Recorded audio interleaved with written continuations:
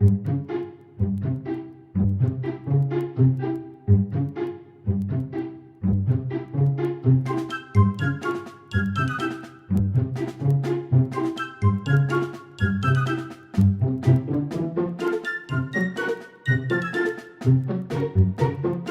విధంగా వీడియో ఎలా చేయాలి? జాగ్రత్తగా చూడండి. ఎక్కడా స్కిప్ చేయొద్దు. తర్వాత మీకు అర్థం కాదు. ముందుగా ఒక కాన్సెప్ట్ అనుకోండి. తర్వాత ఒక పోల్‌నో, లేకపోతే ఇలా ఒక కొయ్యనో, లేకపోతే ఒక సన్నని చెట్టునో చూసుకోండి. తర్వాత ఒక మంచి యాంగిల్‌లో మొబైల్ కదలకుండా పెట్టేయండి. మొబైల్ కదిలిపోతే మీకు వీడియో బాగా రాదు. ఇది మాత్రం గుర్తుపెట్టుకోండి. తర్వాత ఎక్స్‌పోజర్‌ని లాక్ చేయండి. ఎందుకంటే ఎక్స్‌పోజర్ అనేది స్టాండర్డ్‌గా ఉండాలి. మీరు ఎడిటింగ్ చేసేటప్పుడు మీకు ఈజీగా ఉంటుంది. ఇక మీ కాన్సెప్ట్‌కి తగ్గట్టు మీరు యాక్టింగ్ చేసిన తర్వాత, మీరు కంప్లీట్‌గా ఫ్రేమ్ నుంచి బయటకు వచ్చేసి ప్లెయిన్‌గా వీడియోని రికార్డ్ చేసుకోండి. సేమ్ ఫ్రేమ్‌లో మీరు ఫోటో కూడా తీసుకోవచ్చు. కానీ మూవ్‌మెంట్స్ అనేవి ఉండవు. రియలిస్టిక్‌గా ఉండాలంటే ఇలా వీడియో రికార్డ్ చేయాల్సిందే. మీరు ఎంతవరకైతే యాక్టింగ్ చేశారో అంతకంటే కొంచెం ఎక్కువగానే ప్లెయిన్ వీడియోని రికార్డ్ చేసుకోండి. తర్వాత ఇన్‌షాట్‌లోకి మీరు యాక్టింగ్ చేసిన వీడియోని అలాగే ప్లెయిన్‌గా రికార్డ్ చేసిన వీడియోని ఇంపోర్ట్ చేసుకోండి.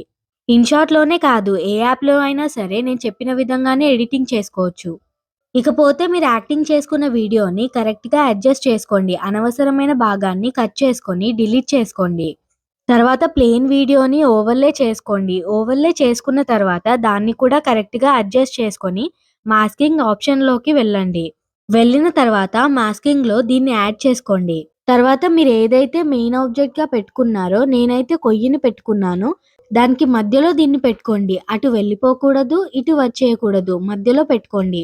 తర్వాత దీన్ని ఇటువైపుగా కొంచెం డ్రాగ్ చేయండి. అంతే మీ ఎడిటింగ్ అయిపోయినట్టే.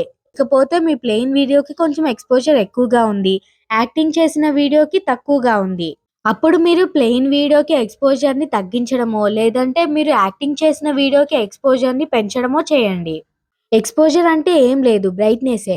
సో, మీ 2 వీడియోస్ ఒకే కలర్‌తో, ఒకే బ్రైట్‌నెస్‌తో ఉండాలి. అప్పుడు ప్రొఫెషనల్‌గా ఉంటుంది.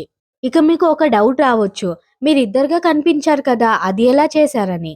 అది కూడా మాస్కింగ్‌ని యూజ్ చేసి చేశాను. ముందుగా నేనిలా వచ్చి చూస్తున్నట్టు రికార్డ్ చేసుకున్నాను. తర్వాత ఇలా దాక్కున్నట్టు రికార్డ్ చేసుకున్నాను.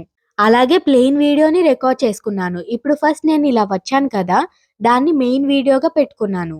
తర్వాత ఈ ప్లెయిన్ వీడియోని అలాగే నేను యాక్టింగ్ చేసిన మరో వీడియోని ఓవర్‌లే చేసుకున్నాను. తర్వాత రెండింటికి మాస్కింగ్‌ని యాడ్ చేశాను. అంతే. ఇక అంతకు మించి ఏం చేయాల్సిన అవసరం లేదన్నమాట. మనం కరెక్ట్‌గా యాక్టింగ్ చేసి, కరెక్ట్ యాంగిల్‌లో రికార్డ్ చేసుకొని, కలర్‌ని అలాగే బ్రైట్‌నెస్‌ని కరెక్ట్‌గా అడ్జస్ట్ చేసుకొని, ఇలా మాస్కింగ్‌ని యాడ్ చేసుకుంటే సరిపోతుంది. ఒకటి మాత్రం గుర్తుపెట్టుకోండి. డబుల్ యాక్షన్ వీడియో చేస్తున్నప్పుడు ఇద్దరు వ్యక్తుల మధ్య గ్యాప్‌ని మెయింటైన్ చేయాలి. అప్పుడే మీ వీడియో బాగా వస్తుంది. సో, మీకు అర్థమైందని అనుకుంటున్నాను. ఈ వీడియో మీకు నచ్చితే సబ్స్క్రైబ్ చేసుకొని, లైక్ చేసి మీ ఫ్రెండ్స్ అండ్ ఫ్యామిలీకి షేర్ చేయండి. Thanks for watching.